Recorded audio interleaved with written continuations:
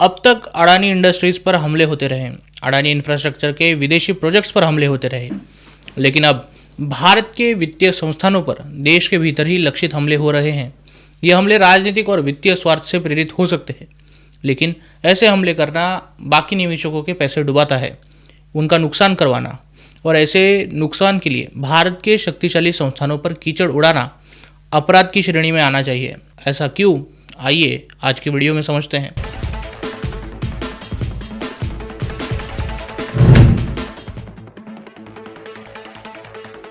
नमस्कार, न्यूज़ डंका के बात पते की में आपका स्वागत है। दोस्तों, पिछले 2-3 साल से अडानी इंडस्ट्रीज़ पर लगातार हमले हुए हैं। शॉर्ट सेलर हिंडनबर्ग और डीप स्टेट की ऑर्गेनाइजेशन OCCRP के पहले हमले के बावजूद अडानी इंडस्ट्रीज़ अपने दम पर एक साल में उभर कर खड़ी हुई, लेकिन हिंडनबर्ग और OCCRP ने एक और हमला किया और इस बार उन्होंने सेबी की तत्कालीन चीफ माधवी पुरी बूच का नाम घसीटना शुरू किया। हिंडनबर्ग ने दावा किया कि सेबी अध्यक्षा बूच और उनके पति अडानी इंडस्ट्रीज़ के साथ इंटरेस्ट में हैं, इसीलिए उन्होंने अडानी पर कोई एक्शन नहीं किया। पर वास्तविकता में अडानी के किसी भी कंपनी में ऐसी कोई धांधली नहीं थी जिस पर कि केस चलाया जा सके। वहीं पिछले साल अमेरिका में अडानी और अडानी के अन्य 6 अधिकारियों के खिलाफ कानूनी कार्रवाई शुरू की गई थी। उनके खिलाफ आपराधिक मामला दर्ज करवाने के लिए वारंट निकाले गए थे। ये सब करने के पीछे डीप स्टेट और वामपंथी नेक्सस था। ये हम पहले भी देख चुके हैं, लेकिन आखिर इस केस में क्या हुआ? डोनाल्ड ट्रंप ने अमेरिका में वो कानून ही समाप्त कर दिया जिसके जरिए अडानी पर आरोप लगाए जा रहे थे। ट्रंप ने इसे कानून को खारिज करते हुए कहा था कि इसका दुरुपयोग कंपनियों पर लक्षित हमले करने के लिए किया जा रहा है। ये सब वो खबरें हैं जो शायद आप पढ़ चुके हैं, आप जानते हैं, लेकिन इन सब में एक और कड़ी जुड़ गई है। इन सब में एक और कड़ी कॉमन भी है, वो है कांग्रेस। जहां अडानी और माधवी बूच पर हमला होता था, वहीं कांग्रेस अपने राजनीतिक स्वार्थ के लिए दोनों पर हमला करती थी। लेकिन देश के बाहर की ये जो समस्या है, ये जो आग है, अब देश में आ चुकी है और इसका इलाज बेहद ज़रूरी है।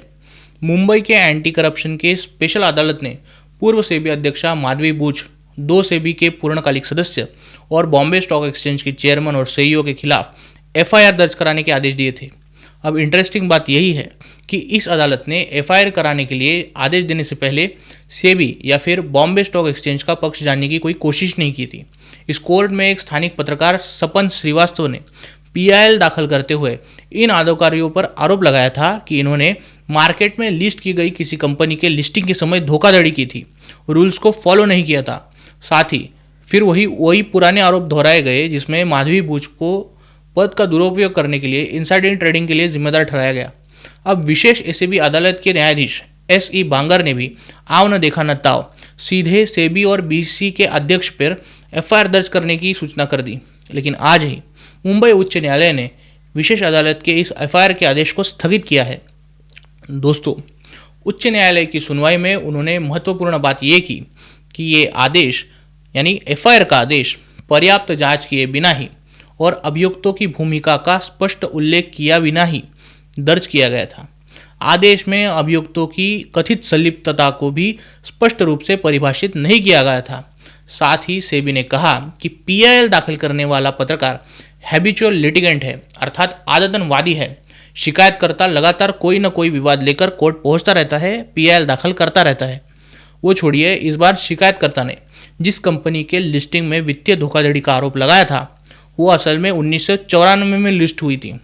अगर हम ये भी माने कि धोखाधड़ी हुई है, तो इसके लिए अभी पद छोड़ चुकी माधवी बूच जिम्मेदार कैसे हुई? 1994 की धोखाधड़ी के लिए आज के अधिकारी जिम्मेदार कैसे हुए? इस बात को समझना कोई रॉकेट साइंस नहीं है, लेकिन कुछ लोग इसे जानबूझकर समझना नहीं चाहते। दोस्तों, जैसे कि हमने पहले कहा कि जो आग बाहर देश में थी, जो बेतुके आरोपों की झड़ी बाहर देश में लगाई थी, उसे अब भारत लाया जा रहा है जिससे कि कुछ राजनीतिक फायदा उठाया जा सके। ये हमले राजनीतिक स्वार्थ के लिए और वित्तीय स्वार्थ से भी प्रेरित हो सकते हैं, लेकिन वित्तीय स्वार्थ से प्रेरित हमले भारत के वित्तीय बाजार में कोई आज नई बात नहीं है। मार्केट में पैनिक बनाकर फ़ायदा उठाना शॉर्ट सेलर की खासियत है, लेकिन ये जो हमले संस्थानों पर हो रहे हैं वो वित्तीय स्वार्थ से अधिक राजनीतिक स्वार्थ के लिए है। कैसे? तो आज एक तरफ विदेशी निवेशक प्रॉफिट बुक करके मार्केट छोड़ रहे हैं, भारतीय निवेशक मार्केट में पैसा निवेश कर रहे हैं, मार्केट अपने करेक्शंस के दौर से गुजर रहा है। यानी मार्केट या तो लगातार गिर रहा है या तो सपाट है, अर्थात ऐसे हमले करना शॉर्ट सेलर्स की ज़रूरत नहीं है। दूसरी तरफ ये लोग हैं जो संस्थान पे सीधा हमले कर रहे हैं, ये वित्तीय संस्थानों का नुकसान करने में लगे लोग असल में भारतीय निवेशकों के लिए खतरनाक है, ये उससे ज़्यादा भारतीय संस्थानों की सुरक्षा के लिए खतरनाक है। इन जैसे हमले न हो और फिर ऐसे हमलों पर लगाम भी लगाया जा सके, इसके लिए सिर्फ मजबूत कानून ही नहीं, कानून के अनुपालन की विशेष व्यवस्था भी होनी चाहिए। इन संस्थानों को कुछ हद तक इम्यूनिटी देनी चाहिए जिससे कि लक्षित हमलों से मार्केट पर कोई असर ना पड़े।